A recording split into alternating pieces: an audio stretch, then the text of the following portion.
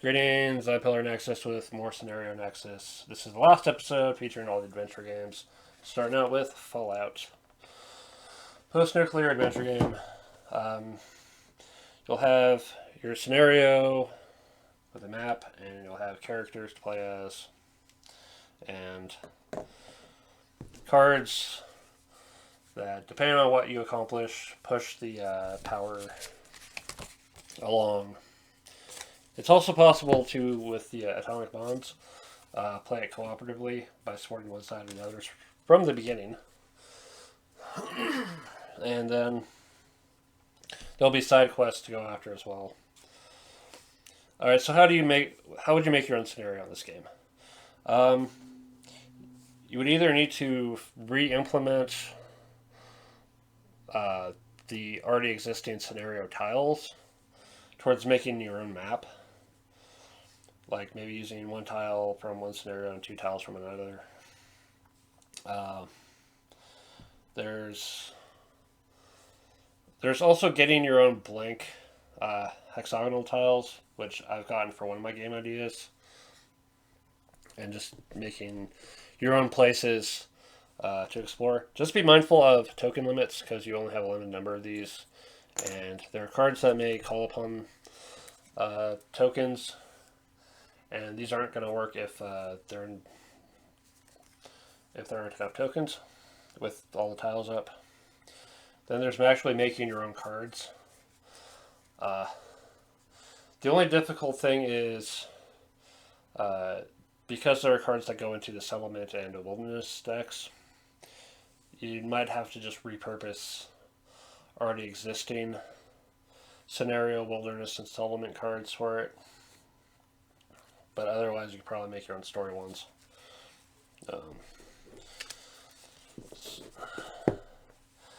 The big thing I want to try and figure out with this game is just say screw the scenarios, go big open world, explore stuff, do things, get some kind of objective point of towards winning.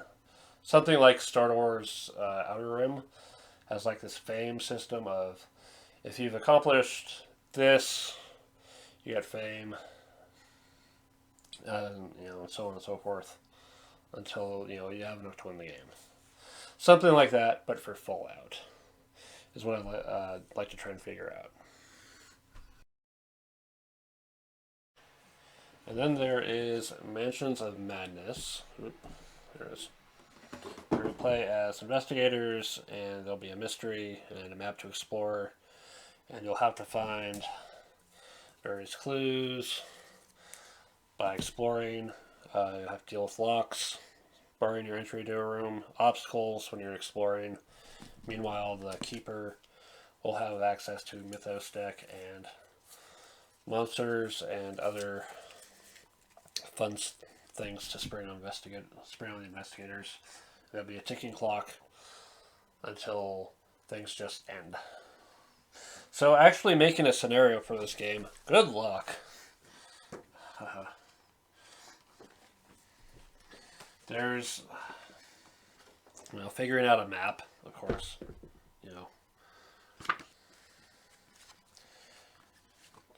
The investigators get to know that at least. But without spoiling anything, there'll be seed cards, and it'll hinge on your answers on certain factors. So you'll have to figure out what's going to be the mystery, what are going to be the options for that scenario, so that if you do it a second time, you can keep the players guessing. You may have to use another scenario's clue cards, though, and at that point, you're going to have to write out your own descriptions of what's found. Like, one of these is like the bloody mess of a man's body lies on the operating table. You'll have to come up with stuff like that that leads the investigators to the next clue. And then making your own exploration cards. you'll probably have to use an existing one and just write something on a slip of paper to put behind it. Uh, there's room to use some of the unused puzzle stuff as well. Like there's 6A and 6B. I don't know if both of them are used, but I know at least one side's used, so it's possible to use the other side. But yeah, there's probably more you can do when you've got the expansions, or you just straight up run a Call of Cthulhu game. But I think this is more interesting to me because there's that restriction of what you've got to work with. And finally, we have Descent, where you'll have characters, figures, and their cards with their stats and all that. Have a quest with a map, and it'll be a glyph. One star's already lit to get into the dungeon, but there'll be others still have to light up. Money and treasure, find stairs when levels are split up, and context-sensitive question marks that depend on the quest. And there'll be monsters and all sorts of craziness. So, making your own scenarios. There's the Overlord deck with special powers that you could start with as one thing. There's limiting which characters are going to be available. But in general, it's mostly going to be focused on how you lay out the map, what monsters you use, terrain, doors, making sure that you have the key on the side of the door that players can actually get it. And just really go wild with...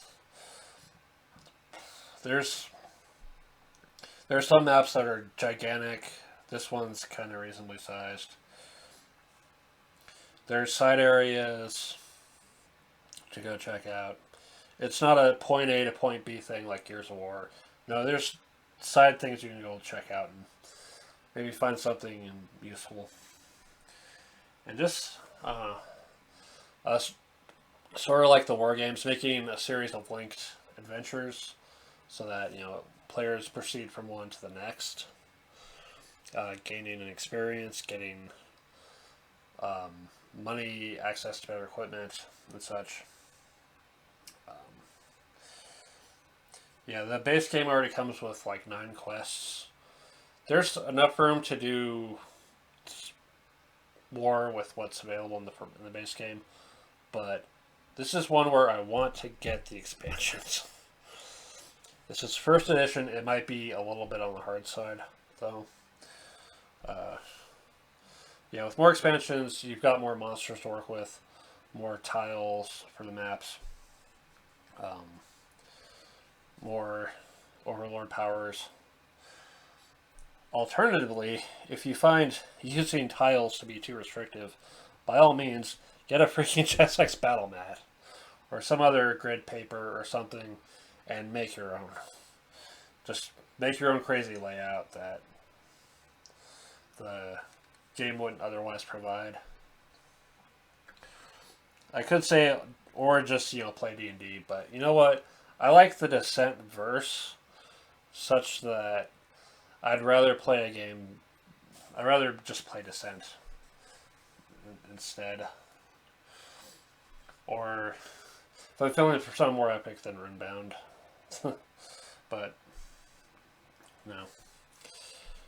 There's a lot more options with this than what seemed, compared to the other 2 games that I featured, Fallout and Mansions of Madness, which are kind of restrictive in terms of trying to create something unique out of it. Descent just offers more flexibility if you want to try something. And that's the game I'm going to end off on.